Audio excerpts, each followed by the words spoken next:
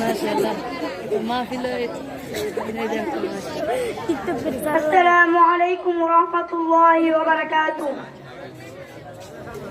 কাজ করতে করতে মাজা তো বেঁকে গেল, বেলা তো ঘুরিয়ে গেল, গোসলের সময় তো চলে গেল, নামাজের সময় তো চলে গেল, নাতিরা যে কই গেল?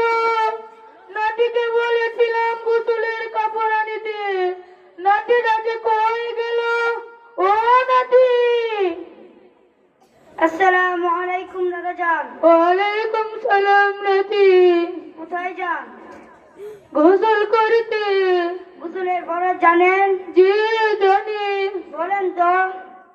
1 নম্বরে লুঙ্গি, 2 নম্বরে গামছা, 3 নম্বরে হাবান। হাই হাই দাদা যান, আপনার গোসলের ফরজ তো হয় নাই। হাই হাই, আমি তো বুড়াই হয়ে গেলাম, এখনো গোসলের ফরজই জানি না। দাদা যান, আমি আপনাকে গোসলের ফরজ শিখিয়ে দিচ্ছি। গোসলের 3 ফরজ। 1 নম্বরে কুলি করা, 2 নম্বরে নাকে পানি দেওয়া, 3 নম্বরে সমস্ত শরীর ভালোভাবে ধৌত করা। নাতি, তুমি কোন মাদ্রাসায় পড়ো?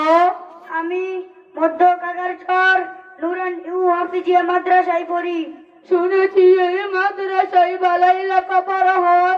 আমার একখানে নাতি আছে, নাতিকে ভর্তি করা যাবে?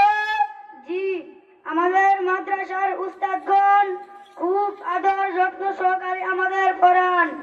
আর আমাদের মাদ্রাসার সভাপতি যিনি আলহাজ হযরত মাওলানা আহসানুল্লাহ আকাশ সাহেবের সাথে আমার খুব খাতির আছে। আমি ওনাকে বলে আপনার নাতিকে 1 ডিসেম্বরে ভর্তি করে দিব ইনশাআল্লাহ। চলেন। আসসালামু আলাইকুম ওয়া রাহমাতুল্লাহি ওয়া বারাকাতুহু। দেখছেন নাকি কারবার করছে দাদা?